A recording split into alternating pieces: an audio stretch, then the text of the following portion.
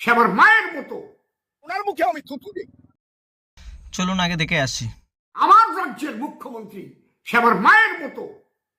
কোন সাহসে তারা বলে আমি অসীম সরকার ভারতীয় জনতা পার্টির বিজেপির একজন এমএলএ হয়ে, কারণ আমি সহ্য করতে পারিনি।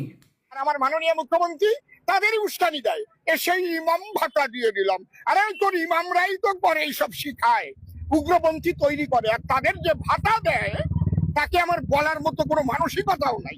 ওনার মুখে আমি থুতু দিই।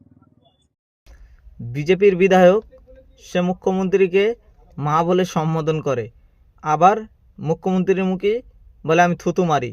তোমার মুখোশ খুলে পড়ে গেছে, আমরা তোমার ভণ্ডামি ধরে নিয়েছি। সুপ্রিয় দর্শক, আপনারা দেখছেন পাবলিক প্রতিবেদন। আমি আপনাদের সাথে আছি খয়রুল ইসলাম। এই বিজেপির বিধায়ক অসীম সরকার এর ভণ্ডামি, যখন বিপদে পড়ে তখন মুখ্যমন্ত্রী মা হয়ে যায়, আর বিপদ থেকে উদ্ধার হয়ে গেলে তখন মুখ্যমন্ত্রীর মুখে আবার থুতু মারে। বাংলাদেশের একটা ভিডিও নিয়ে এই অসীম সরকার খুব নাকাকান্না কেঁদে মুখ্যমন্ত্রী আমার মা হয়, মুখ্যমন্ত্রীর বিরুদ্ধে এত বড় কথা আমরা মানব না। টিএমসির আইটি সেলের লোকেরা কি দেখা পায় না?